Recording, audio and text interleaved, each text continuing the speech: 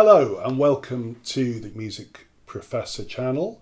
I'm here with my able assistant Loki, who's going to be co-presenting with me, and we're going to talk about Ravel, and specifically his marvellous, very, very short and very beautiful Prelude in A minor, which he wrote in 1913, one of the tiniest pieces that he composed, and curiously not played anything like enough. Pianists perhaps tend to avoid it because it doesn't belong to one of the great virtuoso piano sets. It's actually an easier piece than Ravel's regular pieces, which are ferociously difficult, and I suppose they therefore attract virtuoso pianists. But the Prelude in A minor is just as beautiful as any other Ravel piece, and it belongs to a little group of three short pieces that he wrote in 1913. 1913 was a very quiet year for him, immediately following 1912, which was possibly the most complicated year of his life, in which he had three huge pieces, all three ballets. Mallarmé, which is Mother Goose, Adelaide, and Daphnis and Chloe were all premiered in Paris. Daphnis and Chloe, of course, a huge, vast piece, Ravel's,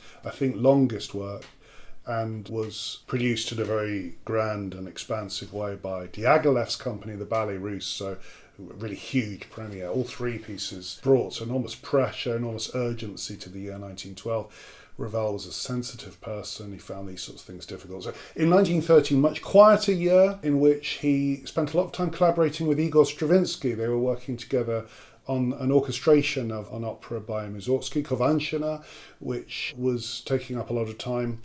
And he wrote these marvellous Trois Poèmes de Stéphane Mallarmé, three poems by Mallarmé, which he'd set for an ensemble. Absolutely ravishingly beautiful. But what Ravel piece isn't ravishingly beautiful? He's a composer constantly churning out unutterable masterpieces, perhaps more than any other composer in history. I'm putting that challenge out to you, my audience, but I personally think perhaps he is the composer of more masterpieces than anyone else, and fewer duffs. I can think of very few pieces in his output that aren't marvellous. So there he was in 1913 writing the Trois Poèmes de Stéphane Mallarmé, which is one of my favourite pieces of his, and a very complex work which was inspired curiously by Pierre Lunaire and also by his friend Stravinsky, who'd written three Japanese lyrics for the same ensemble, and they were dedicating songs from each other's cycles to each other. And the third song in Ravel's cycle has this opens with this wonderful harmony, which does this very exotic, actually Stravinsky influenced sort of harmony, which does this.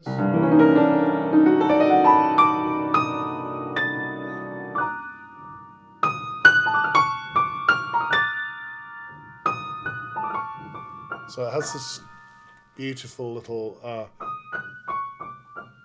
what we might call octatonic fragment of pitches, and with these mysterious chords that are sort of floating between E flat minor and D minor, but with added notes. And this chromatic cluster. Now, if you take that chromatic cluster, and you kind of straighten it out, remove its chromaticism and turn it into a modal set of notes, you get the beginning of this much less chromatic, much more sort of, it's like the sun's come out. That's the beginning of the Prelude in A minor. So it's as if, and I think there is some evidence that this is what he did, he took the opening notes of that rather obscure and mysterious third song of the Mallarmé set and turned it into the beginning, isn't that amazing? Into the beginning of the A minor Prelude. Now, this Prelude was written for a Paris Conservatoire commission. The Paris Conservatoire, which was run by his old teacher, Gabriel Fauré, they asked him to produce a little sight-reading test piece. This was very common at the Paris Conservatoire, and I imagine it even happens today. Pieces would be specially written, and then pianists would have to sight-read them without seeing them beforehand. You'd have to sight-read a rather difficult piano piece that was set in front of you. So that year, Ravel was invited to write the test piece, and this is the test piece. And the competition was won by a pianist called Jean Leloup, to whom the piece was dedicated. And you can tell why it's a sight-reading piece, because it has all sorts of hand crossings and surprising harmony. See, the beautiful phrase that derives from the Mallarmé song over this rising arpeggio. And then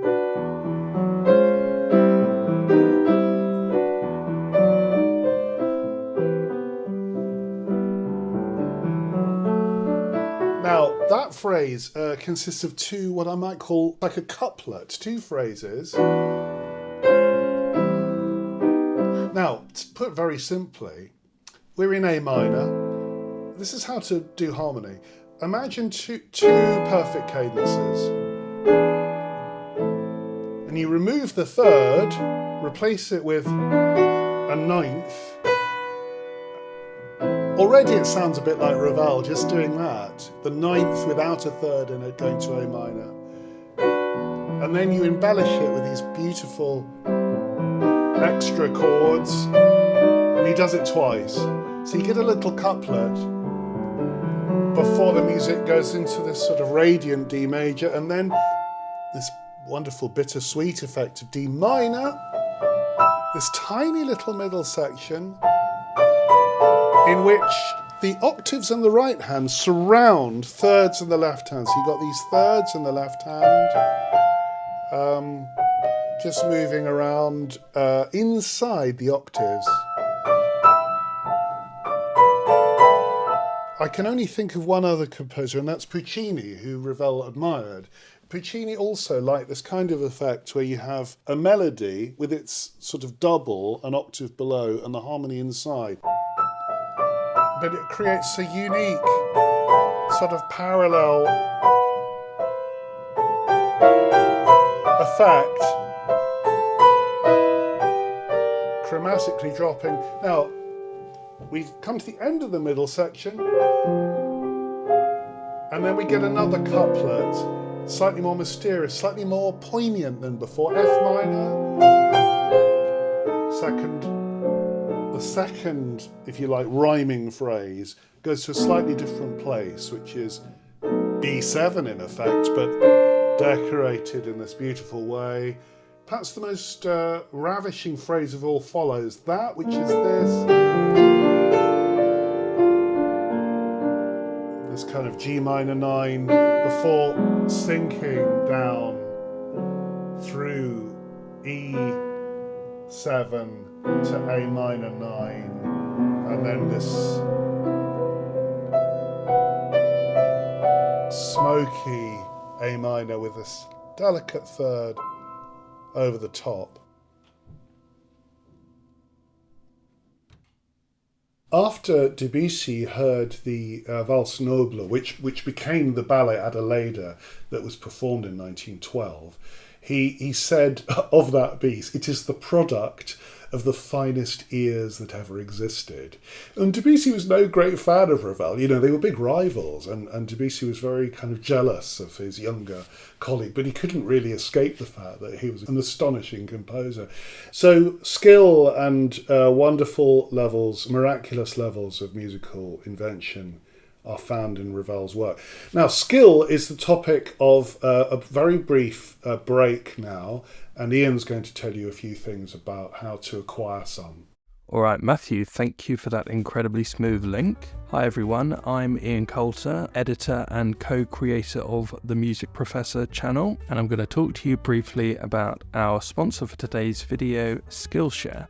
Skillshare is the largest online learning community for creatives. It features thousands of classes led by industry pros in subjects including video editing, music, animation, starting your own creative business, and much more. Skillshare is the platform that allowed me to take my video editing skills to the next level. I already had some knowledge of Adobe Premiere Pro, but one great thing about Skillshare is it has a feature called Learning Paths. Learning Paths provides hand-picked classes meant to be taken in order, designed to take your skill set to a more professional standard. So while I could have just taken one of these classes, Skillshare actually provided me with 4 different classes that complement each other and give me a much more solid grounding in the subject. Many of these skills that I learnt using Skillshare have been used directly in this channel and allowed me to express ideas much more effectively than I would have otherwise. Skillshare provides learning paths in many subjects. These include things like graphic design, photography, 2D and 3D animation, how to successfully set up a side hustle, and much more. The first 500 people to sign up to the link included in our video description will receive 1 completely free month of Skillshare. I don't know about you, but I think that's pretty darn generous. So thank you to Skillshare for sponsoring this video. And now we will return to the animated score for Ravel's Prelude.